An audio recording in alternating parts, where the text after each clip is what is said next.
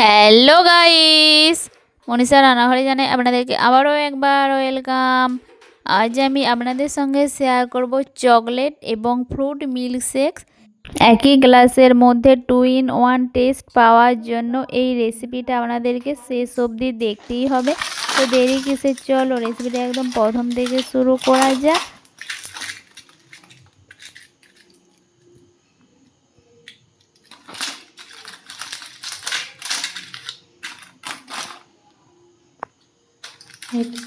হ্যাঁ, এখনই খেলে খেলে খেলে খেলে আমার ক্যামেরাম্যান চকলেট খেতে কতটা পছন্দ করেন আশা করি তো আপনারা সকলেই জানেন। আজকে এই রেসিপিটা আমি বানাবো স্পেশালি ওর জন্য, কারণ ও এই রেসিপিটা বানানোর জন্য আমাকে অনুরোধ করেছিল। আর ওই দেখুন সমস্ত ধরনের কিন্তু এখানে চকলেট কিনে নিয়ে আসে। এগুলোর বেশি দাম না, 5 থেকে 10 টাকা করে এক একটা করে। প্রথমে একটা গ্লাসের মধ্যে অল্প করে ফ্রুটস দিয়েছিলাম। আপনারা এখানে আপনাদের পছন্দ মতো ফ্রুটস দিয়ে দিতে পারেন। এখন যেহেতু গরমকাল তাই মনে হয় কিছু যেন ঠান্ডা ঠান্ডা সবসময় খাই, তার জন্য এর মধ্যে আমি অ্যাড করে দিয়েছিলাম অল্প করে বরফ আর দিয়েছিলাম দুধ। এখন এর মধ্যে দিয়ে দেব একটা আইসক্রিম। গরমের কারণে আইসক্রিমটা তো দেখুন গলতে শুরু করে দিয়েছে, তার জন্য প্রথমে আইসক্রিমের ভেতরটা দিয়ে দেব আর উপরের দিকটা রেখে দেব, সেটা পরে কাজে লাগাবো। এটা বানানোর জন্য আপনাদের পছন্দ মতো আইসক্রিম বা চকলেট অ্যাড করতে পারেন। আমি যে ধরনের ফ্লেভারগুলো অ্যাড করেছি সেই রকমই কোনো অ্যাড করতে হবে, এই রকম কোনো মানে নেই।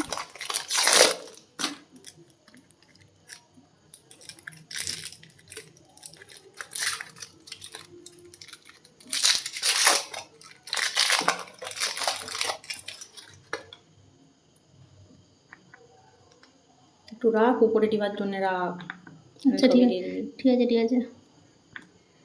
এরপর এক এক করে সমস্ত চকলেটগুলোর অল্প করে রেখে দিয়ে বাকি পুরো অংশটাই দিয়ে দেব। তারপর এর মধ্যে জাস্ট জেলি, সেই ছোটো ছোটো 1 টাকার যে চকলেটগুলো পাওয়া যায় সেগুলো দিয়ে সাজিয়ে দেব।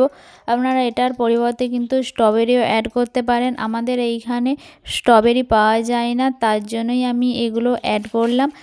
এরপর এর ওপরে দিয়েছিলাম একটা কুকিজ আর সেটাকে ছোটো ছোটো টুকরো করে দিয়েছিলাম।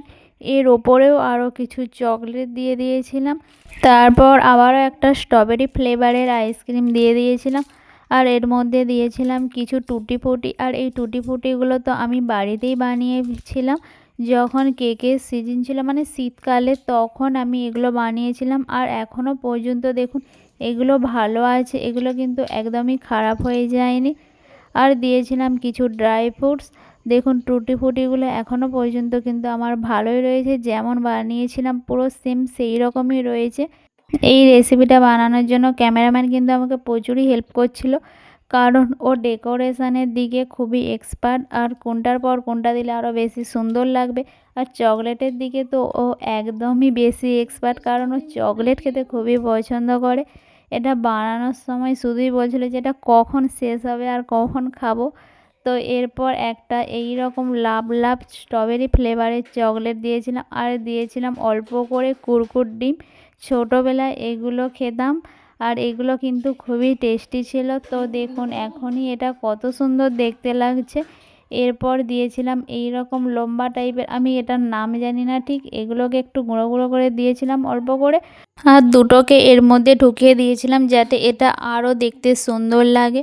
তো গাইস দেখে নিলেন তো যে এটা বানানো কতটা সহজ। তো চলো আজকে রেসিপিটা এইখানেই শেষ করা যাক। আর রেসিপিটা ভালো লাগলে একটা লাইক কমেন্ট করতে ভুলবে না। দেখা হবে নেক্সট রেসিপি নিয়ে, ততক্ষণে সবাই সুস্থ থাকবেন, ভালো থাকবেন, টাটা, বাই বাই।